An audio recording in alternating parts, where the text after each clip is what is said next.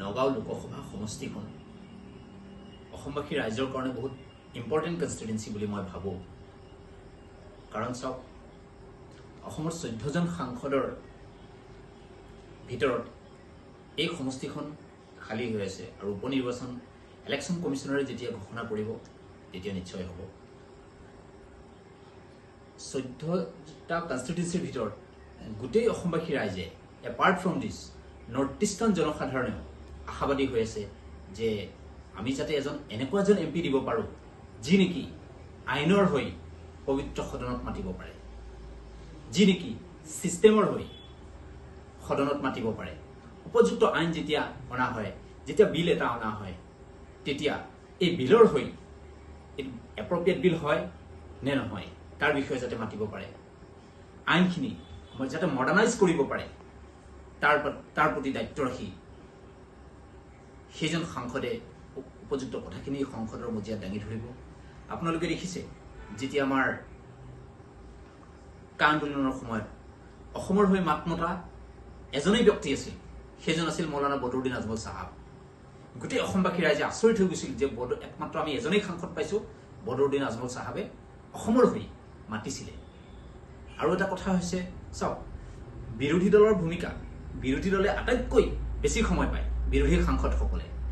তো এইটো গ্ৰাউণ্ডত জনসাধাৰণ সম্পূৰ্ণভাৱে আশাবাদী হৈ আছে যে এজন বিৰোধী দল যাতে এইবাৰ নিৰ্বাচিত কৰিব। আৰু আমাৰ ধৰিব গ'লে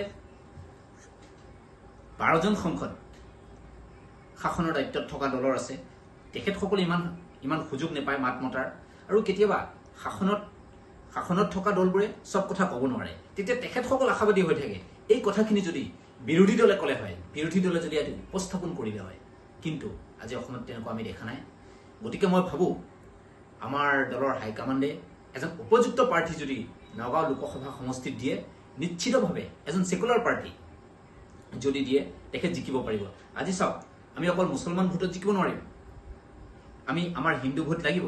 আমাৰ ৰাধাস্বাম বিশ্বাস AIDFৰ সাংসদ আছিলে বৰাক উপত্যকাৰ, তেখেতক হিন্দু মানুহে ভোট কাষ্ট কৰিছিলে বুলি তেখেত জিকিছিলে।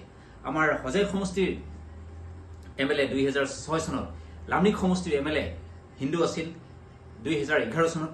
এই দুজন MLA হিন্দু জনসাধাৰণে ভোট দিয়াৰ কাৰণেহে জিকিছিল।